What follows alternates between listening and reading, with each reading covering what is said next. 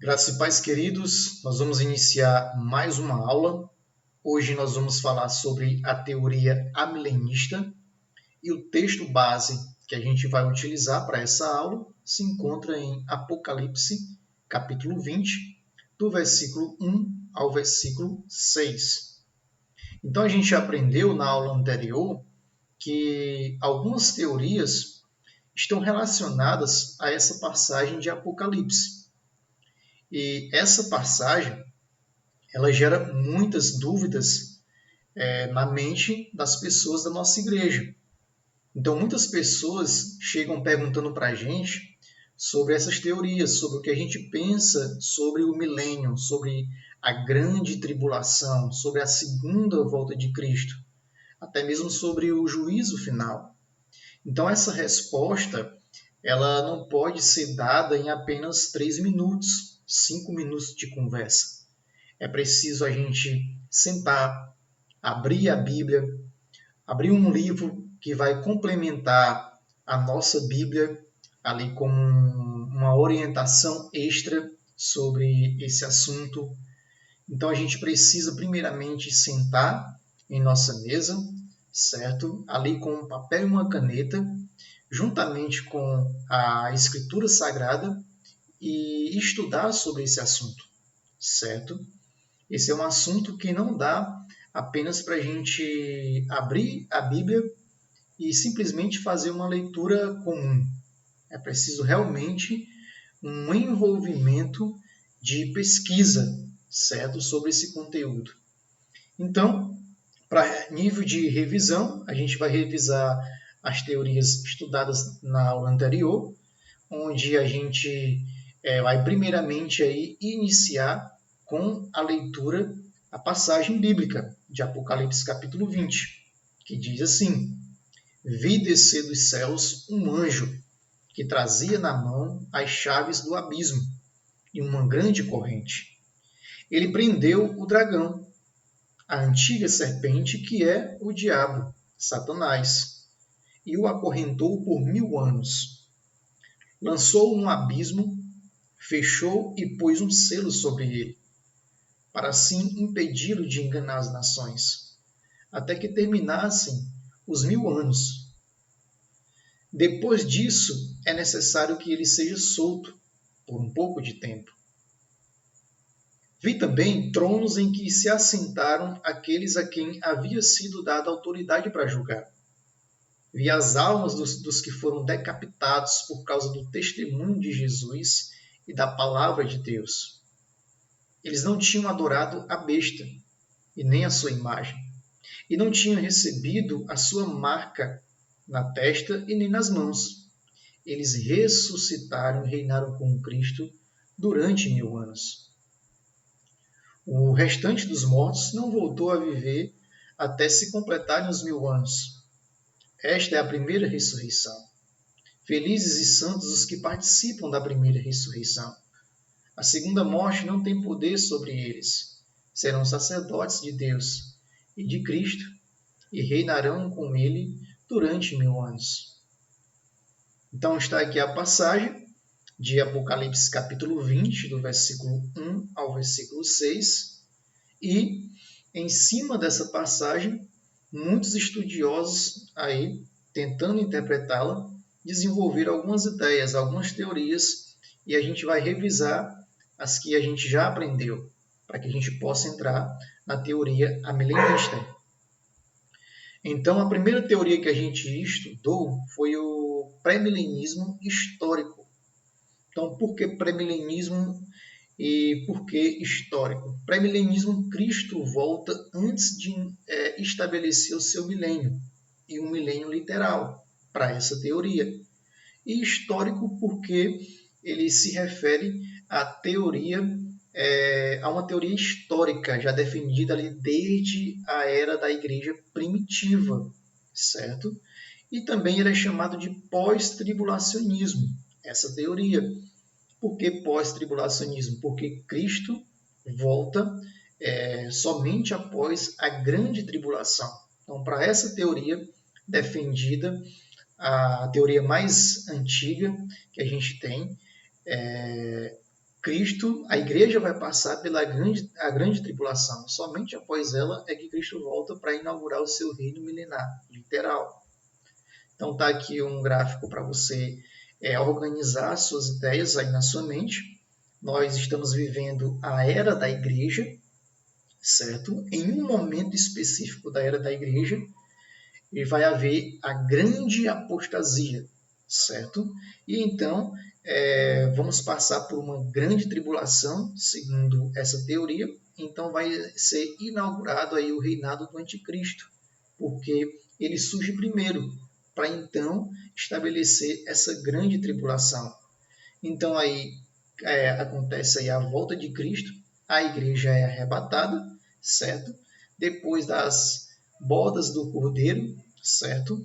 Então, Cristo volta para estabelecer o seu reino milenar e literal, certo? Depois desse reino, Satanás promove uma revolta, ok? E nesse caso, ele então é derrotado. Lembrando que na volta de Cristo há a ressurreição somente dos crentes. E durante o milênio de Cristo vai haver aí um grande investimento por parte de Cristo Jesus ao povo judeu, onde o templo vai ser reconstruído, os sacrifícios irão também voltar, aquele ritual do judaísmo vai voltar ali durante esse milênio, onde a sede do governo é em Jerusalém. Então, no final do milênio, como eu falei, há uma revolta de Satanás e nessa revolta ele então é derrotado, certo? Então, depois dessa derrota, há o juízo final e depois do juízo final, os que não creram em Cristo irão para o inferno, os que creram irão para a eternidade na presença de Deus. Então, esse é o pré-milenismo, pós-tribulacionismo histórico ou clássico. E a gente tem aqui a outra teoria, que é pré-milenista, pré-tribulacionista. Ou seja, Cristo volta antes do milênio, certo? E, nesse caso, volta antes da tribulação.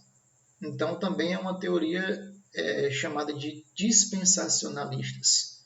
Por que dispensacionalistas? Porque a igreja foi dividida em dispensações, em eras, certo? Então, aqui nós estamos vivendo a era da graça, certo? E para eles nós não passaremos pela grande tribulação. Cristo vem antes da tribulação. Então está aqui o gráfico para você ter uma ideia. Nós estamos vivendo a era da graça, certo? Na era da graça, ok, vai acontecer uma vinda secreta, um arrebatamento secreto de Cristo Jesus, onde ele vai buscar aí o seu povo. Aqueles que estão mortos vão ressuscitar também de forma secreta e irão se encontrar com Cristo Jesus nos ares para, durante aí 7 anos literais, eles participarem de uma comemoração de casamento chamada de Bodas do Cordeiro, ok? Então, durante esses 7 anos, aqueles que ficaram terão a oportunidade de se arrependerem, alguns irão se arrepender, e dentro desse grupo de pessoas que irão se arrepender estão os judeus, certo? E nesse caso, esses que se arrependem promoverão uma evangelização no mundo, muitas pessoas irão se converter, e aí o anticristo aparece, certo? Depois desse arrebatamento. Como há pessoas que foram convertidas pelo evangelho, o que vai acontecer? O anticristo vai promover uma grande perseguição a essas pessoas, certo? E é aí onde Cristo volta com a sua igreja para estabelecer o seu reinado aqui milenar. Lembrando que no reinado milenar literal de Cristo, Satanás é preso literalmente, ok? Ele só é solto no final do reino milenar para promover uma rebelião contra o reino de Cristo. Nessa teoria também, Israel é restabelecida, o templo é reconstruído. Então perceba que há um grande investimento pela parte de Deus no povo de Israel, ok? Então, com essa revolta de Satanás, ele é vencido, certo? Depois disso entra o julgamento final, certo? Onde aí as pessoas participarão aí desse julgamento. Os salvos entrarão no estado de eternidade também na presença de Deus, e os não salvos irão para o lago de fogo, ok? E a outra teoria que a gente estudou é o pós-milenismo, certo? Eles não acreditam em um milênio literal, mas eles acreditam em um período que a igreja vai viver de paz. Então, por que pós-milenismo? Porque Cristo, para eles, volta somente depois do milênio, ou seja, um período de paz que a igreja vai experimentar. Então, a igreja vai experimentar esse período de paz, de prosperidade, e somente depois que a igreja passar por esse período é que Cristo volta. No finalzinho desse período, haverá uma rebelião do mal, certo? Muito provavelmente estabelecida aí pelo anticristo no final desse período. E aí que Cristo volta. Então tá aqui a figura para você aí aprender um pouco de forma mais simples. Nós estamos vivendo a era da igreja. Na era da igreja vai haver uma grande evangelização de todo o globo, promovida pela noiva de Cristo. E essa pregação do evangelho vai converter muitas pessoas. Porque as pessoas estão convertidas, o mundo vai mudar.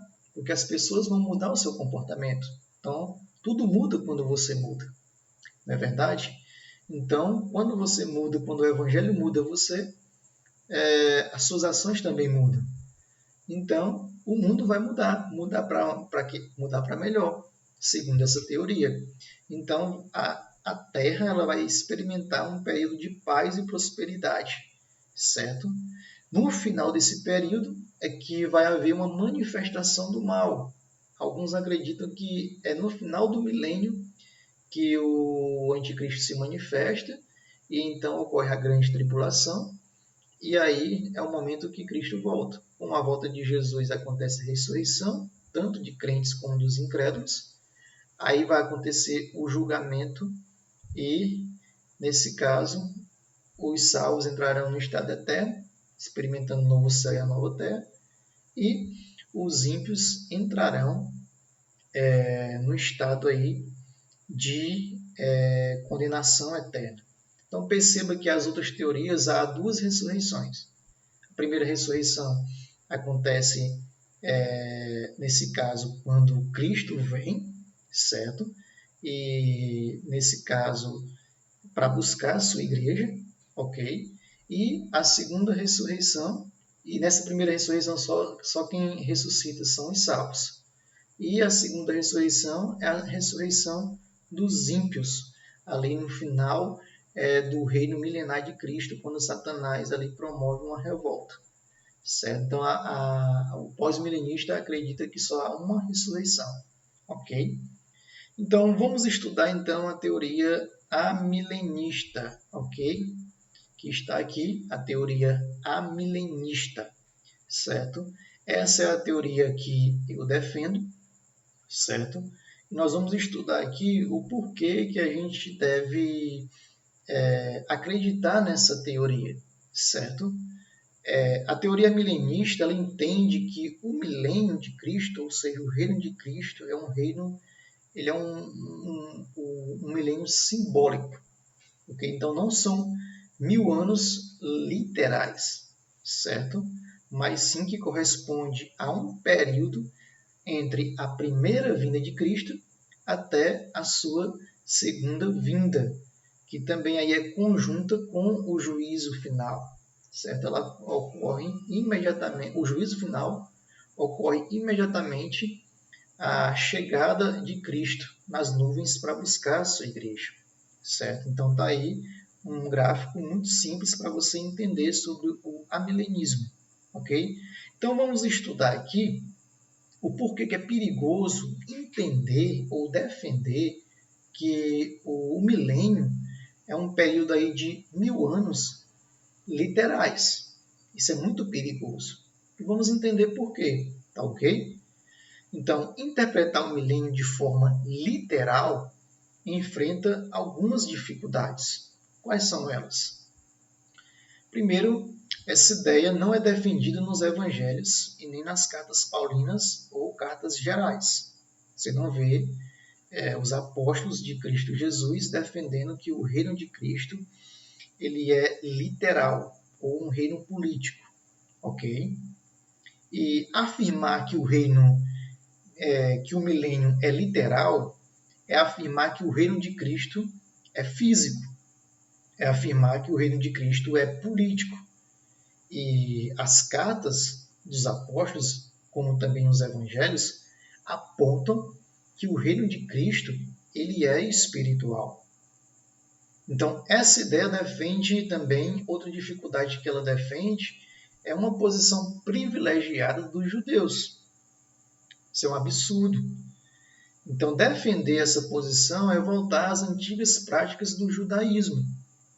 Então, no ano 70, quando Deus ali, através da sua soberania, permite que os romanos destruam a cidade de Jerusalém, juntamente com o templo, o judaísmo acaba. Então, desde o ano 70, que aquele ritual que se promovia no templo de Jerusalém não existe mais. Se você for em Jerusalém, você não vai encontrar sacerdotes, sumos sacerdotes, oferecendo ali sacrifício no templo, porque só o que ficou foi resquício, ok? Então não há um templo ali. Então Deus está dizendo para a humanidade, aquele antigo sistema, aquela antiga aliança acabou, certo? Aqui está o meu filho Jesus, fixem os seus olhos nele, certo? Então olha só o que diz em Colossenses 3:11. Nessa nova vida, ou seja, nessa nova aliança, não há diferença entre grego e judeu, gentil e judeu. Cristo está em todos. Então, os judeus não terão uma posição privilegiada no reino de Deus, como defendem essas outras teorias, certo? O Israel hoje não é a terra santa, não é o povo de Deus, certo? Todo aquele que crê em Jesus Cristo, sim, esse faz parte da família de Deus. Esse faz parte agora do reino de Deus. Então não há agora uma nação que vai ter uma posição privilegiada. Então, continuando, essas teorias, elas defendem duas ressurreições, como você pode perceber. A primeira ressurreição é a ressurreição dos cristãos, que acontece com a vinda de Cristo para arrebatar a igreja, antes de estabelecer o seu reino milenar, para essas teorias literal.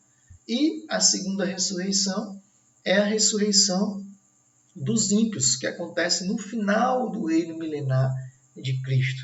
Então eles acreditam dessa maneira, certo? Mas a Bíblia defende que só há uma ressurreição, ok?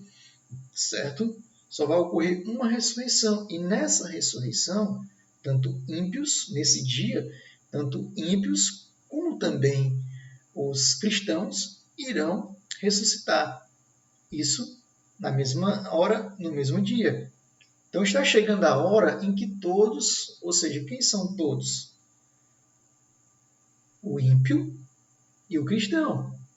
Todo ímpio e todo cristão vai ressuscitar. Então a ressurreição vai acontecer no mesmo momento para todos, quando Cristo voltar. Então, do início, está chegando a hora em que todos os que estiverem nos túmulos ouvirão a sua voz e sairão. Os que fizerem o bem ressuscitarão para a vida. Os que fizerem o mal ressuscitarão para serem condenados. Perceba que nesse versículo aí, essa frase inclui tanto os que fizeram o bem, que são os cristãos convertidos, como também os que fizeram o mal. Então dá a ideia que realmente esses dois grupos irão ressuscitar no mesmo dia, no último dia, ok? Como assim definido na Bíblia, o último dia da igreja nesse mundo antes da volta de Cristo, até a volta de Cristo. Ok? Então, continuando, nós teríamos um problema com Cristo e a igreja glorificados vivendo com pessoas ímpias. Tratar o reino de forma literal. Ok? Teríamos um grande problema. Pensa aí, Cristo aqui estabelecendo seu reino na terra, certo? De forma literal, por 1000 anos, com um corpo glorificado. E pensa aí, eu e você, reinando aqui com Cristo nessa terra, com um corpo glorificado.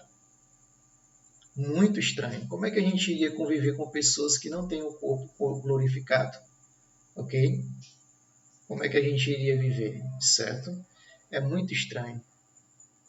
Então, essa teoria, ela defende que o juízo acontece 1000 anos depois da segunda vinda de Cristo e apenas para os incrédulos, ou seja, o juízo não vai acontecer para a igreja não vai participar do juízo, só quem vai participar são os incrédulos. Isso acontece 1000 anos depois, ao contrário do que a Bíblia defende.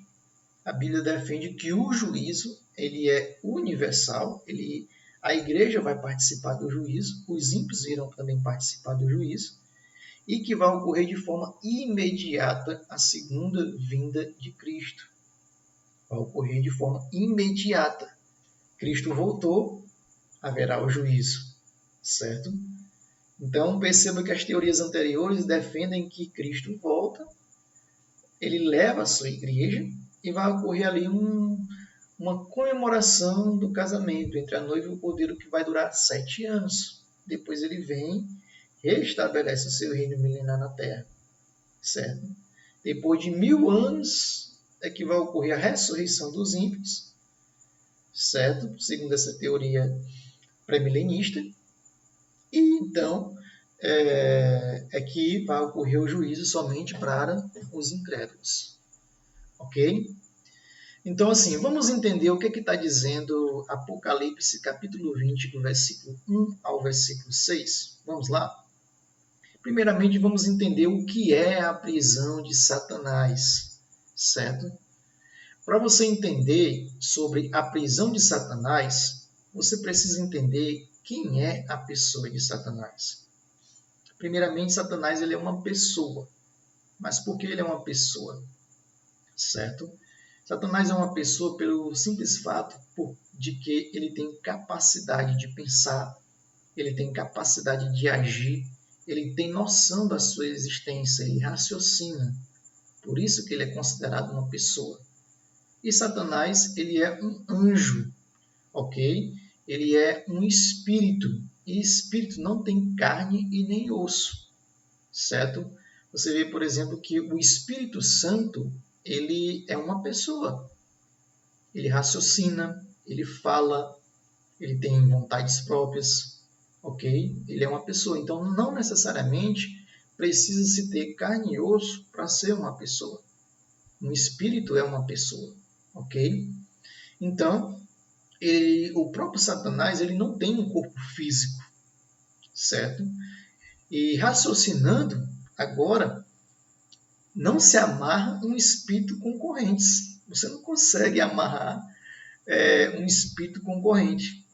Perceba que nós estamos lendo um livro cheio de simbologias, cheio de alegorias, personificações. Então tenha cuidado quando você for ler o livro de Apocalipse, certo? Para não ler de forma literal, ok? Porque o livro usa de muitas simbologias. Então, essa prisão é algo simbólico, que vai apontar para algo espiritual. Então, na verdade, ali, João teve uma visão na ilha de Patmos, certo? Essa visão de João ela é uma visão simbólica que apontava para alguma coisa que iria acontecer de forma espiritual. Ok? Então vamos entender o que é a prisão de Satanás. Então, prender, acorrentar, fechar. Qual o significado? Certo? O anjo do Senhor fez isso. ok? Então, isso significa que é a limitação do poder de Satanás. Então, Satanás vai ter o seu poder limitado. Então, desde a chegada de Jesus na Terra, certo? Até a sua volta, Satanás está com o poder limitado. Ok? A autoridade e poder de Satanás, do diabo, foram diminuídas. Então, Satanás agora, com a vinda de Cristo Jesus, ele não pode escravizar ou enganar os salvos, aqueles que acreditam em Cristo Jesus. O seu poder ele foi limitado apenas para aqueles que perecem. Então, Satanás agora não tem poder sobre as nossas vidas. Agora nós cremos em Jesus. Agora nós somos libertos por Cristo Jesus. Nós fomos libertados da cegueira espiritual. Nós fomos libertados da escravidão do pecado. Nós somos libertados agora da condenação eterna em Cristo Jesus. Satanás não tem mais esse poder. E isso significa a prisão de Satanás. Ok? Então, sua prisão também não significa que ele está inativo, ok? Ou fora de cena, mas ele está na corrente de Deus. Então, ele só pode ir até onde Deus permitir. Ele está preso. Ele não tem poder mais sobre as nossas vidas, mas ele pode agir sobre elas, naquilo que Deus permitir. Como Lutero uma vez falou, que Satanás é um cachorro na coleira de Deus. Então ele está em uma coleira e ele só vai até onde o dono pode permitir. Ok? Então perceba que não há uma briga, uma guerra entre Cristo e Satanás. Não há. Não há uma guerra, certo? Satanás verdadeiramente é um cachorro na coleira de Deus. Ele só vai até onde Deus permitir. Então, olha só o que diz Mateus capítulo 12, o versículo 29. Diz assim: como alguém pode entrar na casa do homem forte e dali levar os seus bens, sem antes amarrá-lo? Só então poderá roubar a casa dele. Poderá tirar dali os seus bens. Então, olha só, quem é o homem forte nessa passagem? O homem forte nessa passagem é o próprio Satanás. Aquele que entra na casa dele para retirar os seus bens, que na verdade os bens são dele, é Jesus Cristo. Certo? E esses seus bens são as pessoas por quem Cristo derramou o seu sangue. Ok? Então, na verdade, aqui não é Cristo que vem e rouba, certo? Na verdade, Satanás já tinha roubado e levado para essa casa. Cristo vem como aquele que resgata aquilo que é seu, comprado pelo seu sangue, certo? Então, como alguém pode entrar na casa do homem forte e levar dali os seus bens sem antes amarrá-lo? Só então poderá roubar a casa dele. Então, isso é o que significa a prisão de Satanás. Quando Cristo vem e se encarna, quando ele nasce, quando ele estabelece aqui o seu ministério nessa terra, ele então faz isso aqui. Ele entra, certo, no campo de Satanás e retira dali as pessoas aprisionadas por ele. Retira dali as pessoas cegas por ele, oprimidas por ele. E então Cristo vem e liberta essas pessoas do domínio de Satanás. Ok? Então, continuando, o que acontece quando você evangeliza uma pessoa? As pessoas que estão na casa do homem forte, ou seja, no poder de Satanás, são arrancadas de suas mãos. E agora elas são salvas, convertidas. Quando a igreja evangeliza e discipula, Satanás não tem poder de reter em suas mãos aqueles a quem Deus escolheu. É isso que acontece na evangelização. Na evangelização e no discipulado, pessoas são libertas das garras de Satanás. Na evangelização e no discipulado, as pessoas conseguem enxergar o propósito de Deus para a vida delas. É isso que significa a prisão de Satanás. Seu poder será diminuído nessa terra com o estabelecimento do ministério de Cristo, certo? Em sua primeira vinda, até a sua segunda vinda. Ok? Então vamos continuar aqui, certo?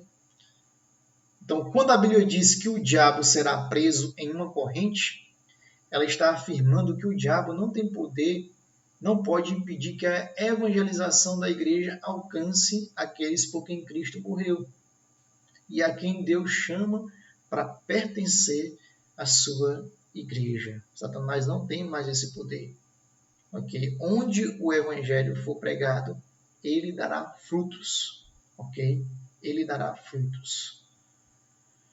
Então, Apocalipse 20, versículo 3. Então, o cachorro terá liberdade pela última vez.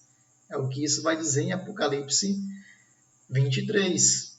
É necessário que ele seja solto por um pouco de tempo.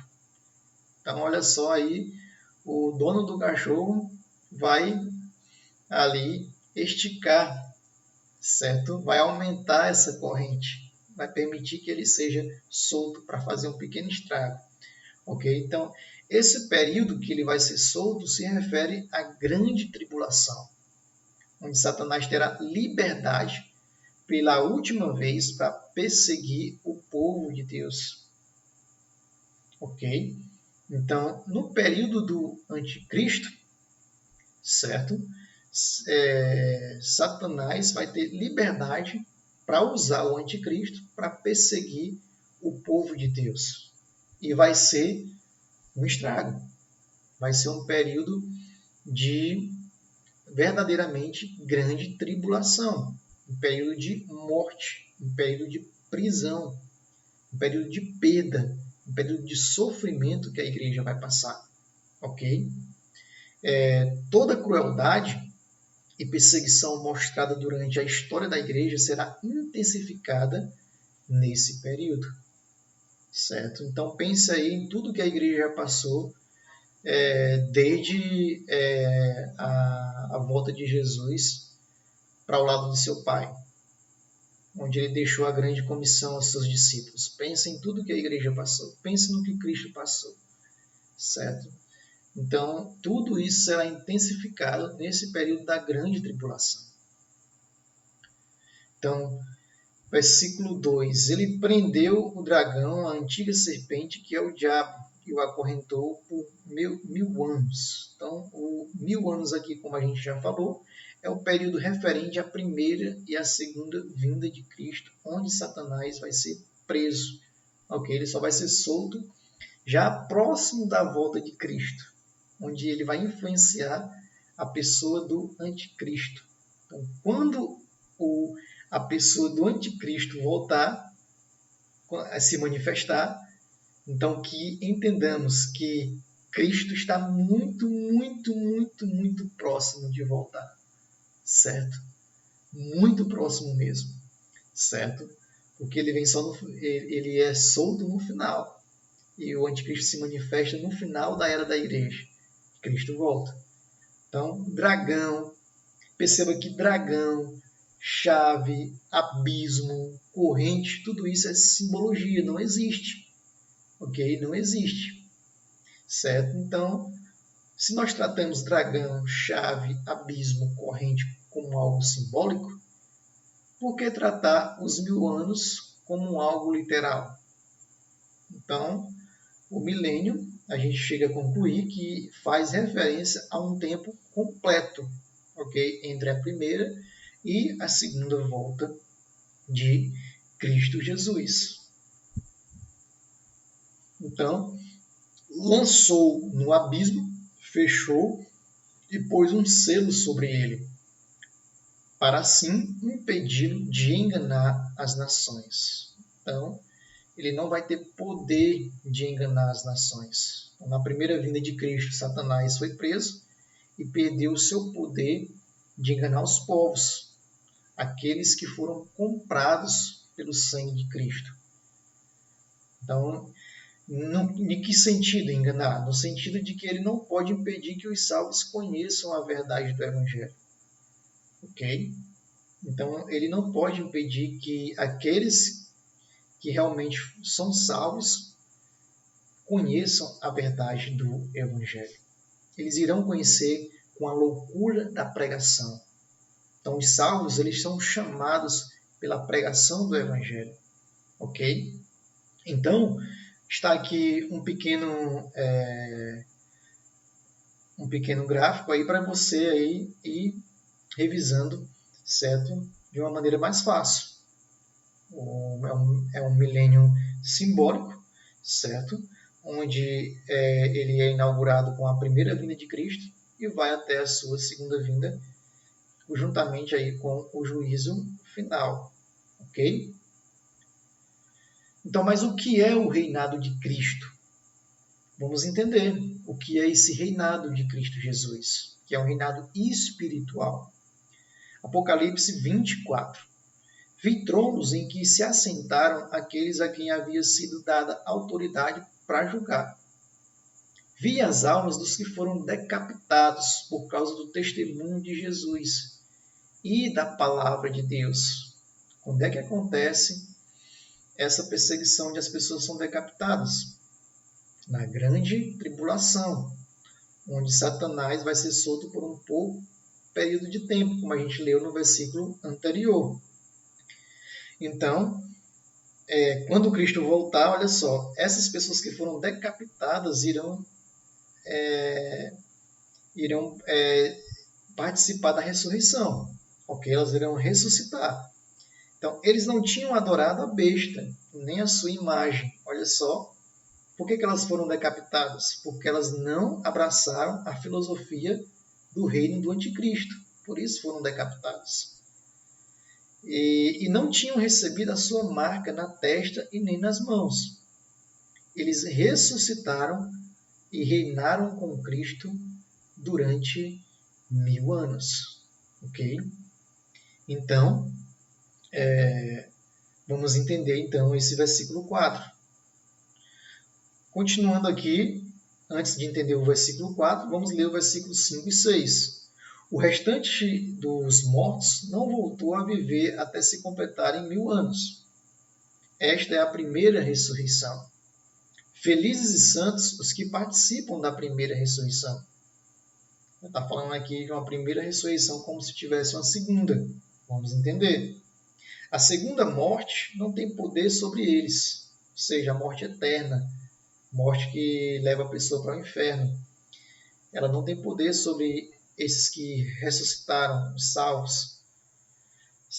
Eles serão sacerdotes de Deus e de Cristo e reinarão com ele durante 1000 anos. Ok? Então, olha só, o que é que significa tronos? Quando ele diz, vi tronos em que se assentaram aqueles a quem havia sido dada autoridade para julgar. Trono aqui significa reinado, certo? Significa reinado. A gente precisa entender se esse reinado ele é terreno ou é um reinado celestial. A teoria amilenista defende que é um reinado celestial e não terreno, não literal. Então, a palavra trono aparece 77 vezes no Novo Testamento e em Apocalipse aparece 47 vezes. Então, se você pegar Apocalipse, onde aparece trono 47 vezes, somente 3 dessas 47 se referem que o trono está na terra. E toda vez que ele vai dizer que o trono está na terra, ele vai se referir ao reinado não de Cristo Jesus, mas sim do reinado de Cristo e do anticristo e de Satanás. E isso se encontra no capítulo 2, 13 e 16 de Apocalipse. Então, toda vez que Apocalipse faz referência ao trono de Cristo, ao reinado de Cristo, esse trono ele está no céu e não na terra. Então, a gente entende que esse trono, o reinado de Cristo, ele é um reinado celestial e não terreno. Então, quando um cristão morre, porque você percebe que Cristo não reina sozinho. Aqueles que ressuscitaram reinarão com ele. Então, quando um cristão morre, ele entra em um estado de consciência, certo? Ele não está dormindo, ele entra no estado de consciência na presença de Cristo e passa a reinar com ele. 2 Coríntios 5:8. Então, Jesus não vai voltar para reinar na terra durante 1000 anos. Ele já está reinando nos céus com as almas dos cristãos que já partiram. Ok? Então, ele não vai reinar aí na terra durante 1000 anos. Ele já reina, certo? Seu reino já foi inaugurado entre nós com a sua vinda, certo? Então, ele já está reinando. Então, continuando, vi tronos em que se assentaram aqueles a quem havia sido dada autoridade. Então, foi-nos dada autoridade. Aqueles que morreram em Cristo Jesus receberam autoridade, certo? Então, autoridade para quê? Segundo Apocalipse 24, autoridade para julgar. Então, a pergunta aqui é, qual a função daqueles que estão assentados no trono com Cristo? A resposta é julgar. Mas nós vamos julgar a quem? E a Bíblia fala que nós vamos julgar. Mateus 19:28. Quando viu o Filho do Homem se assentar em seu trono glorioso, quando o Filho do Homem se assentar em seu trono glorioso, vocês que me seguiram também se assentarão em 12 tronos, para julgar as 12 tribos de Israel. Então nós vamos julgar os judeus. Os judeus participarão de um julgamento, nós estaremos lá para julgá-los com Cristo Jesus. Vamos julgar quem mais? 1 Coríntios 6:2. Vocês não sabem que onde julgar o mundo, nós vamos julgar o mundo, todas as pessoas. E vamos julgar também, 1 Coríntios 6:2, os anjos. Ok? Então nós, com Cristo Jesus, vamos julgar no dia do juízo final. Perceba aí que todos participarão desse juízo, ok? Então, a primeira e a segunda ressurreição, o que é isso? Certo? Será se vai ter 2 ressurreições? Já está falando em Apocalipse 5:6 que tem uma primeira que subentende-se que há uma segunda, certo? Então vamos entender isso. O restante dos mortos não voltou a viver até se completar os 1000 anos. Esta é a primeira ressurreição.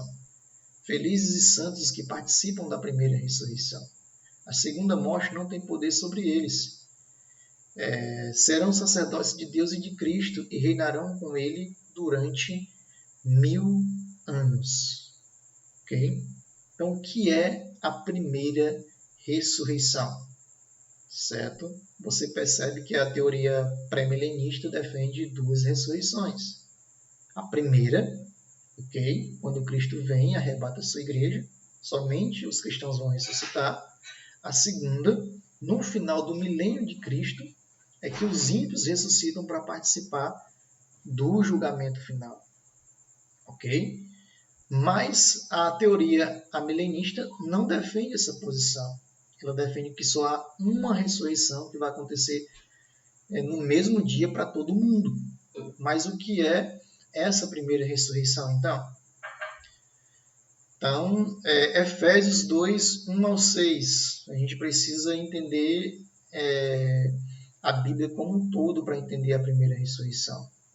Então, diz o seguinte: vocês estavam mortos em suas transgressões e pecados. Nós estávamos o quê? Mortos. Todavia, Deus, que é rico em misericórdia, Deus nos vida com Cristo.